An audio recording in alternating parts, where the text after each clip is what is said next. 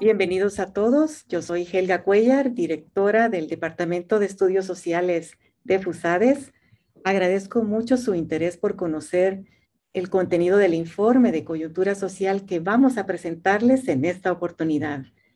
Este es un informe que producimos en FUSADES desde hace 11 años, el cual permite conocer los problemas sociales que han afectado en el último año y generan opinión sobre el nivel de bienestar. Cada informe de coyuntura social también contiene al final de la publicación un listado de 50 indicadores aproximadamente que dan cuenta de la situación social del país y puede ser de muchísima utilidad para ustedes. Por favor, no dejen de ver estos indicadores. Este año el informe hace énfasis en la importancia del desarrollo de capacidades humanas desde la primera infancia, puesto que contar con estas habilidades es fundamental para que las personas puedan ser arquitectas de su propio destino y estar mejor preparadas para enfrentar situaciones de emergencia y superarlas.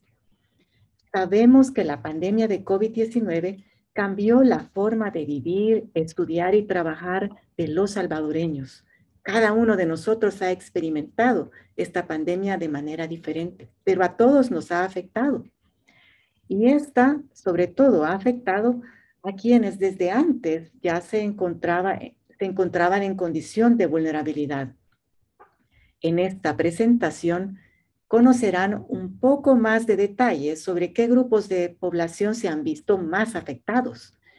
Aparte del impacto en la salud, la evidencia muestra que se ampliaron las brechas sociales, la pobreza aumentó y se volvieron más evidentes las dificultades que persisten en el país para que todas las personas desde sus primeros años de vida tengan las mismas oportunidades de acceso a educación, salud, nutrición, entre otros servicios. Además, las oportunidades de empleo e ingresos no son las mismas para todos en los territorios. Esta realidad no solo marca la dinámica social y económica del país, sino también refuerza los incentivos a la migración irregular. Si me pasa al siguiente slide, por favor, Gabriela. A continuación, el equipo de investigadores del Departamento de Estudios Sociales va a presentarles los hallazgos principales de los análisis que contiene el informe. Son 3 capítulos y estos son situación social en breve, que resume un poco la realidad del país en el último año y también valida y verifica los problemas estructurales más importantes que presenta el país en términos sociales. El segundo capítulo es sobre necesidades diversas en el desarrollo de la primera infancia y el último capítulo es sobre continuidad educativa, clave para el acceso a oportunidades de desarrollo. Al final, me gustaría compartirles la reflexión final que estos hallazgos nos provocan y esperamos siempre que esto siembre en ustedes el interés, no solo por conocer los detalles de este informe, sino también les invite a pensar en la importancia de contar con una política social integral y sostenible que contribuya a mejorar la calidad de vida de la población y prepare a todos los salvadoreños para prevenir riesgos futuros. A lo largo de la presentación, ustedes pueden ir anotando sus preguntas en el cuadrito de QIA, que significa Question and Answers, está al lado derecho abajo. Ahí pueden ir anotando sus preguntas porque al final vamos a intentar de responderlas todas. Y para continuar con esta presentación del informe, ahora los dejo con Crisia Hernández, quien nos presentará la síntesis del capítulo Situación Social en breve. Muchas gracias. Siguiente, por favor. Como primer punto, partimos de que tanto para el análisis de este capítulo como del informe en su conjunto, se comprende la interrelación que existe entre las desigualdades, la cohesión social y la expansión de capacidades, en cuanto a que si una de estas tres presenta falencias, por ejemplo, si existen altas desigualdades en una sociedad, eso repercute directamente tanto en la cohesión social como en la expansión de capacidades y de igual forma si existe baja cohesión social, se incrementa la posibilidad de que existan desigualdades y que por tanto se inhiba la expansión de capacidades humanas. En un contexto como el reciente de emergencia, es más apremiante que se desarrolle el potencial de las personas. Por lo tanto, se necesita que los individuos cuenten con accesos mínimos que garanticen salud física y emocional, seguridad alimentaria, educación, acceso a agua y saneamiento, entre otras. Por tanto, en este informe hemos partido al análisis de cómo ha variado el acceso a estos servicios. Siguiente, por favor. Las brechas entre el nivel de acceso que presenta el área urbana y el área rural principalmente han incrementado. Y las desigualdades que ya existían entre ambas zonas se han mantenido. En el caso del acceso a Internet por los hogares, el agua por cañería y el seguro de salud, se presenta que son las desigualdades más grandes que todavía persisten. En cuanto al acceso a Internet, se cuenta con que 39 de cada 100 hogares en el área urbana cuentan con acceso, pero en el área rural únicamente 7 de cada 100. Este dato es particularmente importante en un contexto como el reciente, en donde tanto las actividades educativas como laborales requerían que se realizaran las acciones de manera remota.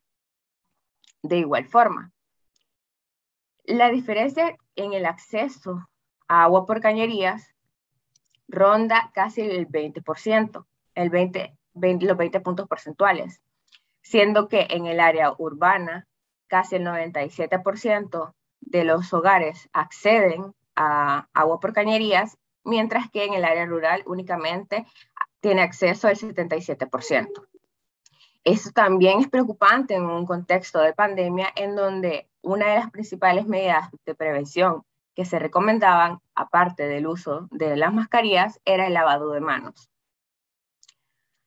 De igual forma, la tercera desigualdad más grande que persiste entre ambas áreas es el acceso a seguro de salud, en donde solo 31 de cada 100 personas en el área urbana cuentan con un seguro, mientras que en el área rural solo 13 de cada 100. Como anticipaba hace un par de segundos, las diferencias entre el acceso de oportunidades de desarrollo incrementaron entre ambas poblaciones y se encontraron que de las 8 dimensiones que fueron analizadas, entre ellas pobreza por ingreso, inseguridad alimentaria, asistencia de niños al nivel adecuado para su edad, acceso a Internet, energía eléctrica, servicios sanitarios y seguro de salud, únicamente 3 presentaron una reducción, que fueron los casos expuestos al lado derecho, que son el seguro de salud, la seguridad alimentaria y el servicio sanitario. Es decir, que las diferencias que ya existían en 2019 entre el nivel de acceso del área urbana y rural descendió de 21.1 puntos a casi 19 en el caso de seguro de salud, representa una reducción de 2.5 puntos. En el caso de seguridad alimentaria se redujo la diferencia de 6.7 a 5.6 y en el caso de servicio sanitario de 3.3 a 2.5. A pesar de que estos podrían considerarse como avances en el nivel de desigualdad que existe entre ambas áreas, el caso del seguro de salud, la reducción del seguro de salud se debió a que en el área urbana se tuvo menor acceso a este servicio y en el caso de la seguridad alimentaria, ambas áreas tuvieron mayor inseguridad alimentaria. Ante esta situación, siguiente por favor, se identifica que los más afectados tras la pandemia, tras el inicio de la pandemia, fueron precisamente los grupos que antes de ella ya se encontraban en una situación de vulnerabilidad. Estos son la población del área rural, la niñez y adolescencia, adultos mayores y mujeres. Y a cada uno de esos grupos se les afectó de una forma distinta. En el caso de la población del área rural, se enfrentaron a incremento de pobreza e inseguridad alimentaria, bajo acceso a Internet, menor acceso a agua por cañerías y precarización del empleo formal. En cuanto a la niñez y adolescencia, se vieron frente a un deterioro del cuidado, aprendizaje, alimentación y acceso a salud y protección. Para los adultos mayores, las repercusiones giraron en torno a las incidencias de las enfermedades crónicas que ya presentaban y que ante la situación de crisis sanitaria podían no ser atendidas en el momento. Y en el caso de las mujeres, por la sobrecarga de trabajos que se vio incrementada en relación al cuidado de personas dependientes. Siguiente, por favor. Existió ante esta situación de los salvadoreños una respuesta gubernamental, y esta fue alta, según lo indica el índice de apoyo económico, que es elaborado por la Universidad de Oxford. El Salvador obtuvo una puntuación de 75 de 100 puntos posibles de mayo de 2019 a mayo de 2020, lo que indica que, como mencionaba previamente, la ayuda gubernamental fue alta. No obstante, presentó dos grandes dificultades que se convierten en retos a superar. Y es que, por un lado, la cobertura estaba especificada en muy pocas de las medidas que implementó. Por lo tanto, existe un enfoque, una falta o nula focalización en los grupos vulnerables. Esto es particularmente importante en un contexto como el salvadoreño, en donde nos encontramos con altos niveles de endeudamiento, por lo tanto, poco dinero disponible para atender las necesidades de la población vulnerable, y que hubiese existido mayor focalización hubiese permitido que se atendiera de mejor forma y de manera más eficiente sus necesidades. Por tanto, implica un reto generar información en primera instancia sobre la población vulnerable y ampliar el margen de maniobra fiscal, creando espacios de diálogo públicos privados.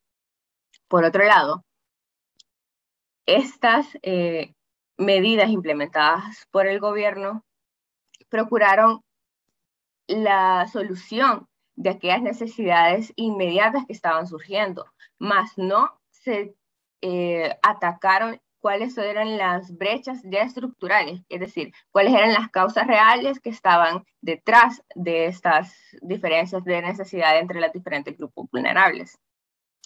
Ante esta situación, siguiente, por favor.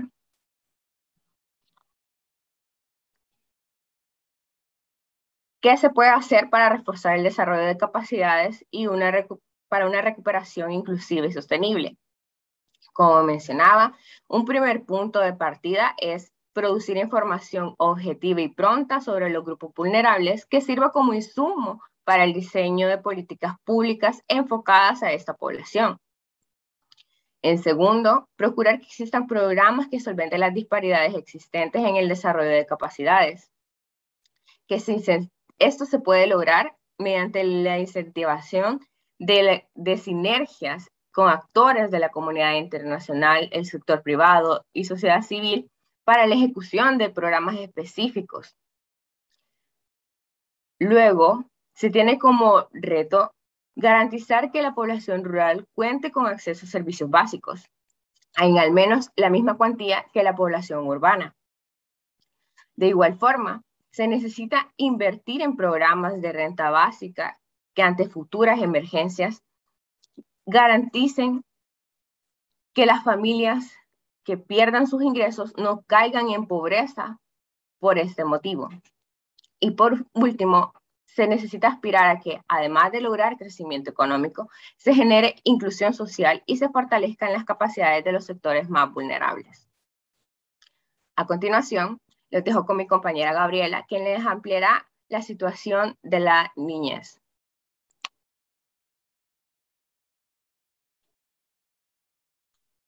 Gracias, Crisia. En el segundo capítulo vamos a explorar las necesidades diversas en el desarrollo de la primera infancia. Tal como se mencionó antes, ahorita solo presentaremos los hallazgos principales, pero pueden encontrar más detalle y mucho más datos en el informe. En primer lugar, persisten brechas en la oferta educativa, en la cobertura, en el desarrollo y en el entorno de la primera infancia. Cerca de 854,000 niños de 0 a 7 años demandaban servicios educativos en 2020, a quienes la oferta buscaba cubrir a través de modalidades institucionales y comunitarias. Sin embargo, esta oferta es menor en la educación inicial en comparación con parvularia y primer grado, que son los grados que abarca la primera infancia en El Salvador. En cuanto a la cobertura, la mayoría de la primera infancia ha estado fuera del sistema educativo formal a lo largo del tiempo, pero hay diferentes comportamientos en ella. Por ejemplo, casi todos los niños de 0 a 3 años no asisten a un centro educativo o de atención inicial, principalmente porque los padres no quieren o consideran que estos niños pues son muy pequeños. Además, 2 de cada 5 niños de 7 años o menos tienen rezago educativo, es decir, que no están cursando el grado que les corresponde según la edad que tienen. Además, otras brechas que vale la pena y son importantes en la cobertura es según la condición socioeconómica y el área geográfica. Hay una mayor proporción de niños que no están estudiando cuando viven en pobreza multidimensional o cuando viven en el área rural. Por ejemplo, la proporción de niños de 4 a 6 años que no están estudiando y que viven en una condición de pobreza multidimensional es casi el doble de los que no se encuentran en esta situación. También vemos que 45% de los niños que viven en el área rural no están estudiando, mientras que este porcentaje en el área urbana es de 30%. Por otra parte, también tenemos el entorno que puede limitar el acceso a educación y a recursos que les permiten a los niños desarrollarse integralmente.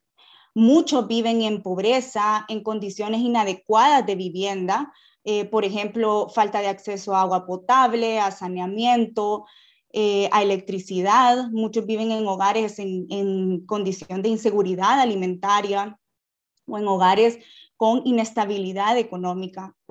También muchos viven sin herramientas digitales y sin competencias parentales que les permita acompañar el proceso educativo.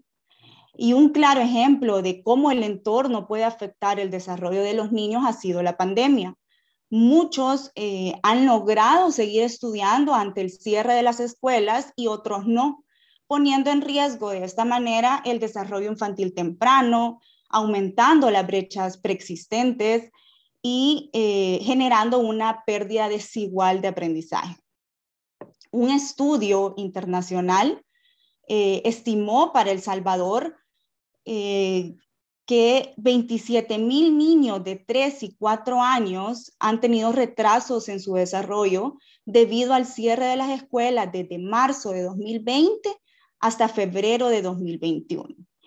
Y estiman que por cada mes de no volver a la escuela, 1,800 niños más se retrasan.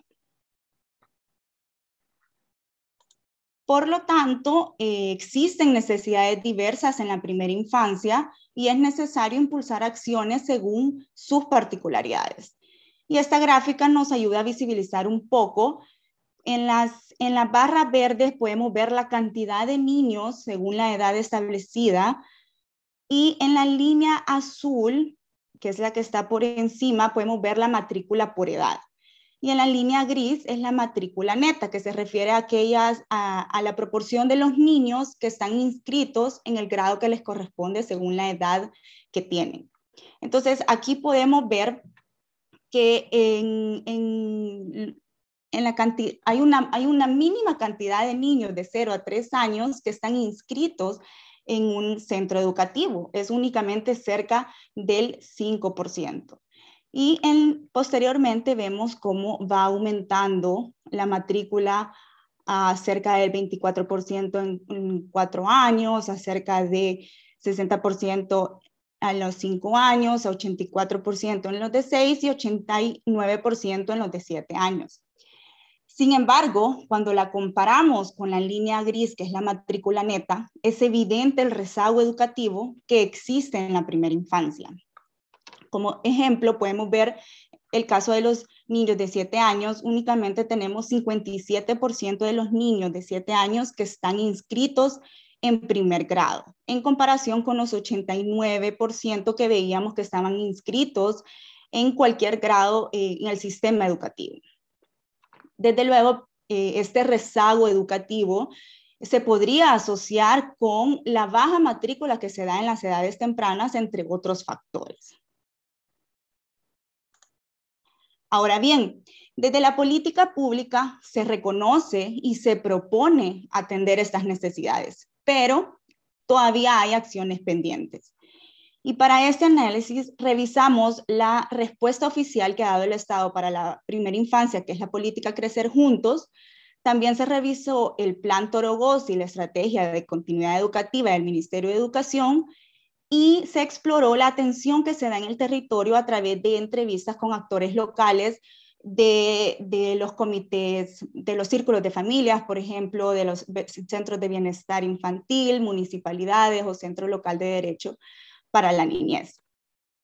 Y con esto fue posible identificar diferentes medidas. En primero, medidas para mejorar la calidad educativa, a través del fortalecimiento de las capacidades de los docentes, directores y del mismo Ministerio de Educación, a través de la construcción de estándares de calidad y de la transformación curricular, a través de mejora de infraestructura y el objetivo de aumentar la tasa neta de educación en el nivel inicial, parvularia y primer grado.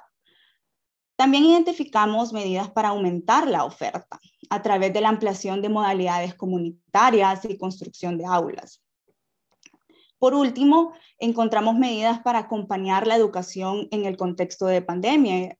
Y aquí se vieron diferentes esfuerzos para no detener el aprendizaje, se habilitaron múltiples plataformas y se crearon guías para poder orientar a la comunidad educativa en esta educación multimodal, en el retorno a la escuela y en diferentes guías como para apoyar a los docentes en evaluar en los aprendizajes o en detectar estas alertas tempranas para el abandono escolar, por ejemplo. Sin embargo, no hay claridad de lo que ya se está implementando y todavía hay necesidades prioritarias sin acciones definidas o presupuesto asignado, como es el caso de la sensibilización a las familias sobre la importancia del desarrollo infantil temprano. Y esto es particularmente importante, ya que vemos que de las razones principales de inasistencia y de deserción en la primera infancia es porque los padres no quieren que asistan a la escuela o consideran que están muy pequeños. Luego tenemos también el desarrollo de competencias parentales. Esto es importante porque, como vimos en las edades tempranas, la mayoría de los niños no están escolarizados y ahora en el contexto de pandemia pues se vuelve todavía más necesario que los padres o los cuidadores tengan esas habilidades de prácticas de crianza y competencias educativas que les permitan acompañar a sus niños en el crecimiento y en su desarrollo. Luego, también vemos el caso de la necesidad de evaluar el rezago y nivelar el aprendizaje. Aquí el Ministerio de Educación creó las pruebas diagnósticas. Sin embargo, estas no incluyeron los grados en los que cursan la primera infancia. Estas pruebas van desde tercer grado hasta bachillerato. Entonces, esto también es una necesidad prioritaria que todavía no se ha visto una acción o una asignación para poder implementarla. Por otra parte, también identificamos algunos obstáculos en el ámbito nacional y en el ámbito local que dificultan superar esas desigualdades en el desarrollo de la primera infancia. Primero tenemos la presencialidad, es indispensable para la primera infancia, es una edad en que es esencial el juego, la interacción, la experimentación y la socialización. Muchos de los actores en las entrevistas nos mencionaban efectivamente que es difícil captar la atención de un niño de esa edad a través de un dispositivo tecnológico y que, por ende, no se estaban logrando el desarrollo adecuado a nivel virtual. Segundo, es insuficiente el reconocimiento del desarrollo de la primera infancia desde la demanda, por ejemplo, desde las familias, como estuvimos viendo anteriormente, así como también por parte de la oferta, por ejemplo, en el gobierno local, en la empresa privada, en la sociedad civil, etc. Tercero, hace falta tener información actualizada sobre la cobertura y el rezago educativo en la primera infancia. Y cuarto, pareciera no haber claridad de los roles ni de los protocolos de actuación. Y tampoco encontramos un plan de acción definido. En conclusión, los desafíos en torno a la primera infancia son complejos y los esfuerzos son diversos y se encaminan a proveer una atención integral. Sin embargo, es necesario atender estas necesidades prioritarias y sobreponerse a estos obstáculos para poder superar de manera sostenible las brechas educativas en la primera infancia. Y para eso consideramos oportuno que se tomen en cuenta las siguientes acciones. Generar información actualizada sobre el nivel de aprendizaje, cobertura y calidad de la oferta. Diferenciar medidas para ampliar la cobertura y disminuir el rezago educativo. Por ejemplo, diferenciar medidas para los niños de 0 a 3 años, así como también acciones para el área rural y para el área urbana. Realizar una campaña educativa sobre la importancia de la educación de la primera infancia, particularmente la de los niños más pequeños, y visibilizar la necesidad de distintas actividades en la jornada diaria de un niño. Apoyar a las familias en el desarrollo de prácticas de crianza y competencias para que éstas puedan acompañar en la educación de la primera infancia, priorizando aquellas familias que se encuentran en pobreza multidimensional. Identificar acciones que requieren adecuarse al contexto de pandemia, aumentar la corresponsabilidad para garantizar la sostenibilidad de los esfuerzos e impactos, y por último, facilitar un plan de ejecución que detalle el financiamiento, el tiempo y los beneficiarios. También rendir cuentas sobre estos avances. Y hasta aquí me quedo yo con el desarrollo de capacidades en la primera infancia y le cedo la palabra a Alejandro, quien va a continuar con el tercer tema. Muchas gracias, Gabriela. Como ya se mencionó anteriormente, en esta ocasión por temas de tiempo solo estamos presentando los resultados de manera resumida de lo que hemos encontrado en el marco de elaboración del informe. Sin embargo, en el documento podrán encontrar y revisar con más detenimiento toda la información que aquí estamos haciendo referencia. El último capítulo del informe se titula Continuidad educativa, clave para el acceso a oportunidades de desarrollo. Esta parte de la premisa, siguiente lámina por favor. Gracias. De que la continuidad educativa aumenta la probabilidad de tener éxito en el mercado de trabajo. ¿Cómo es esto? Se podrían preguntar algunos. Pues bien, lo que sucede es que la continuidad educativa permite que las personas puedan acumular un mayor nivel de escolaridad y asociado a este mayor nivel de escolaridad hay también una mayor probabilidad de poder conseguir un empleo y que además este empleo que se consiga sea en el sector formal. También un mayor nivel de escolaridad incrementa la probabilidad de que las personas puedan percibir ingresos laborales más altos. Como resultado de esto, de estos ingresos, de este empleo y de estos ingresos laborales más altos que se podrían percibir, las personas contarían con los recursos que necesitan para poder autogestionar su desarrollo, mejorar su calidad de vida y considerando que en otros estudios que hemos hecho como Departamento de Estudios Sociales, hemos visto que la mayoría de personas que se van del país lo hacen para buscar una mejor calidad de vida precisamente, entonces la continuidad educativa también podría incluso contribuir a prevenir la migración irregular ante este mejora en la calidad de vida que puede generar. A pesar de esto, de todos estos beneficios y de todo este potencial positivo que tiene la continuidad educativa para la vida de las personas, siguiente lámina por favor, la deserción obstaculiza, representa un obstáculo a este tema, al tema de la continuidad educativa. Y además es una problemática que tiene importantes espacios de mejora aún por cubrir aquí en el país. En el marco del capítulo del informe se revisan estadísticas de años recientes del tema de la deserción y ahí lo que se puede observar es que esta varía año con año sin que las políticas de respuesta adoptadas logren mantener una reducción constante en el tiempo. Al ver las estadísticas podemos ver, por ejemplo, que la deserción de un grado específico un año podría ser, por ejemplo, de 7%, al siguiente año bajar al 4%, pero después al otro año volver a subir al 7% o incluso más. Entonces no se logra percibir una tendencia decreciente en el tiempo en el tema de las estadísticas asociadas a la deserción. También encontramos que es en educación media, que es lo que corresponde a bachillerato, donde se observa el mayor porcentaje de estudiantes desertores. Y como ejemplo mencionamos aquí que para el año 2019 hubo un 7.1% de estudiantes desertores en el nivel de educación media. Es decir, que del total de personas que estaban estudiando bachillerato al inicio del año 2019, para el final de ese mismo año 2019, el 7.1% ya no estaban estudiando. Otro indicador relacionado a deserción son las tasas de deserción.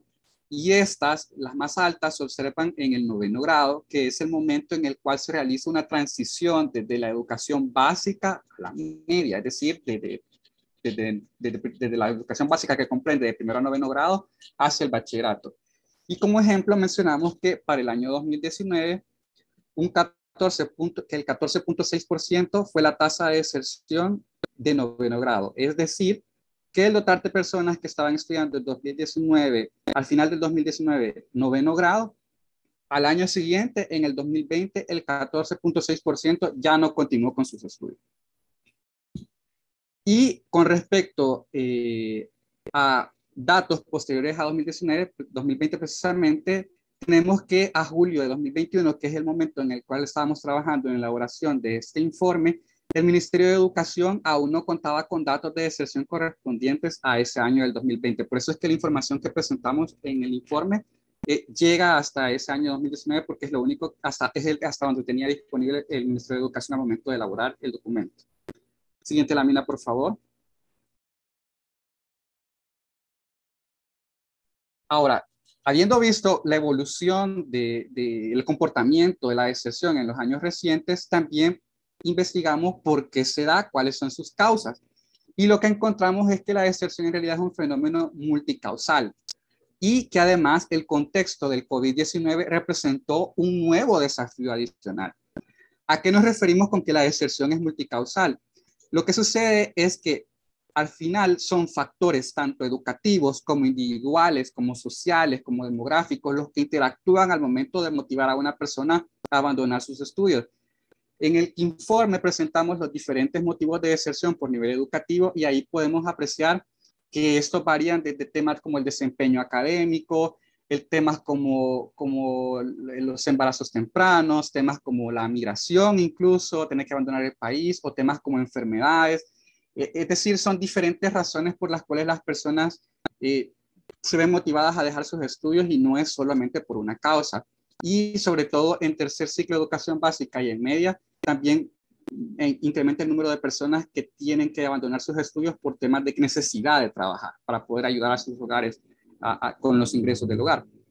También encontramos que circunstancias vigentes previo a la pandemia como el limitado acceso a electricidad, internet y recursos tecnológicos, dificultaron poder continuar con los estudios a distancia. Como ya se mencionó, cuando la pandemia entró en vigencia, se procedió a esta metodología de estudiar a distancia para poder continuar con los estudios, pero muchas personas no contaban con los recursos y los servicios necesarios para poder continuar sus procesos educativos de esta forma. Luego hubieron otras situaciones agravadas por la emergencia, como la pérdida de fuentes de ingresos, que muchas personas perdieron su empleo durante la pandemia, que también obligaron a que algunos estudiantes tuvieran que abandonar sus procesos educativos para meterse a trabajar y apoyar a sus hogares en los ingresos que habían perdido durante la emergencia. Luego hubieron otros retos propios de la instrucción remota, como la mayor autonomía que era requerida en el proceso de aprendizaje por parte de los estudiantes, e incluso deficiencias en capacidades de algunos docentes para poder utilizar recursos tecnológicos y poder de esta forma brindar instrucción de manera remota, que al final terminaron frustrando a algunos estudiantes que prefirieron o optaron al final por mejor dejar de estudiar. Siguiente lámina, por favor. Entonces, habiendo visto este tema de la deserción, cómo ha evolucionado, cómo son sus causas, también nos preguntamos cuál ha sido el abordaje de las políticas públicas o cómo las políticas públicas han respondido a este fenómeno. Y en este sentido, revisamos planes que han estado vigentes en el país en los últimos 10 años para ver cómo han abordado el tema de la deserción. Y también revisamos dos estrategias concretas para el tema de atender la deserción escolar. Por el lado de la prevención, vimos el mecanismo de alertas tempranas para prevención del abandono escolar. Y para poder lograr que personas que ya abandonaron sus estudios los retomen, revisamos las modalidades flexibles de educación. Y al hacer esta revisión, lo que encontramos es que el abordaje de las políticas públicas al problema de la deserción educativa enfrenta importantes retos y limitaciones. El primero de ellos está relacionado a la comprensión limitada de la interacción que hay entre los diferentes factores causantes de la deserción. Como ya habíamos visto, la deserción no es solo motivada por un tipo de causa, sino que son diferentes tipos los que entran en juego, y cómo se interrelacionan esas diferentes causas es algo que todavía no se ha logrado comprender para poder saber de qué manera abordar adecuadamente desde la política pública este problema. También hay dificultades de acceso a recursos tecnológicos y servicios necesarios para su funcionamiento, a la par de una baja alfabetización digital en los docentes, que dificultan que algunas estrategias que de la política pública se han querido tomar aprovechando los recursos tecnológicos para promover la continuidad educativa no logren tener cumplir con todo el potencial positivo que tienen. También hay restricciones en la disponibilidad de recursos financieros. Por ejemplo, al revisar el programa de modalidades flexibles de educación, encontramos que uno de sus grandes obstáculos es la poca cantidad de recursos disponibles que hay para poder invertir en dicho programa, que limitan su alcance y que al final no logre beneficiar al total de personas que están fuera del sistema educativo. Y finalmente, un gran reto para todas las políticas que quieran promover la continuidad educativa es la poca valoración que se le brinda a la educación de parte de algunas personas que prefieren, por ejemplo, entrar a trabajar de manera temprana sin haber culminado sus estudios, o personas que probablemente apuesten a un proyecto migratorio en lugar de terminar sus estudios. Entonces, esto representa un reto al momento de querer promover la continuidad educativa. Ante esto, siguiente lámina, por favor, ofrecemos algunas orientaciones para que la política pública pueda abordar de mejor manera el abandono educativo en el país. Y en primer lugar, consideramos fundamental el poder producir información como un insumo esencial para el diseño de las políticas públicas, y esto incluso se vuelve más apremiante en el contexto de la pandemia de COVID-19, donde, como ya mencionábamos, todavía no hay mediciones concretas de cuál fue el impacto de la pandemia en el tema de deserción educativa, pues no hay datos todavía disponibles del año 2020. Sin embargo, sí ocurrieron ciertas situaciones que sabemos que tuvieron que tener algún impacto y repercutir en el tema del abandono y la deserción educativa. También creemos importante el poder aprovechar la evaluación de los aprendizajes como herramientas para la mejora continua de procesos educativos. Sobre todo si queremos que estos procesos educativos se adapten a las condiciones, necesidades y características de los estudiantes para de esta forma desmotivar que estos abandonen sus estudios. También es necesario ampliar la disposición de recursos tecnológicos y el acceso a servicios como la electricidad y el Internet, esto acompañado del fortalecimiento de capacidades del magisterio para sacar provecho de recursos tecnológicos en el marco de estrategias que busquen prevenir la deserción educativa y promover la continuidad. También consideramos importante poder evaluar métodos para el uso eficiente de recursos financieros limitados para poder ver qué programas educativos que están siendo ejecutados actualmente a lo mejor pueden ser mejorados o pueden ser focalizados para poder liberar fondos para poder invertir en otros programas como las modalidades flexibles de educación para poder ampliar su alcance y a lo mejor de esta manera poder obtener mayores impactos y beneficios sociales que los que se mantienen en el esquema actual. Y finalmente, es importante que desde la política pública se pueda concientizar a las personas sobre cómo la educación puede contribuir al desarrollo en los lugares de origen. Y eso parte de lo que mencionamos al principio de este capítulo, de cómo la continuidad educativa permite que las personas obtengan mayores niveles educativos y que estos mayores niveles educativos incrementen la probabilidad que ellos tienen para poder emplearse, aprovechar las oportunidades disponibles en el mercado laboral y también su probabilidad de poder percibir mayores ingresos para poder autogestionar su desarrollo y que de esta forma puedan optar a condiciones y oportunidades de desarrollo en su territorio de origen sin que tengan que buscar esas oportunidades en otros países. Eso por la parte del último capítulo del informe. Ahora le voy a ceder la palabra a la doctora Helga Cuellar, directora del Departamento de Estudios Sociales, para que brinde las reflexiones finales del informe. Gracias. Muchas gracias, Alejandro. Gracias, Gabriela y Crisia, también por su presentación. Y como habrán visto, el informe de coyuntura social de este año destaca la importancia del desarrollo de capacidades humanas y además propone que para mejorar la calidad de vida de los salvadoreños es imperativo resolver simultáneamente desafíos estructurales y emergentes. No solo se debe contrarrestar la prevalencia de limitadas oportunidades económicas y sociales en los territorios, sino también se deben atender las necesidades emergentes de los niños y adolescentes, los adultos mayores, las mujeres y sobre todo la población que está en condición de pobreza, entre otros grupos vulnerables.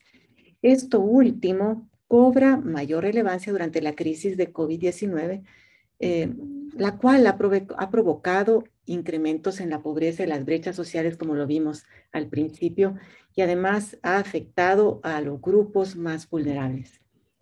Para perfilar una estrategia de desarrollo y recuperación económica y social en el contexto actual, es vital contar con una política social integral y sostenible que esté centrada en preparar a las personas desde su niñez para ser resilientes y autogestoras de su propio desarrollo.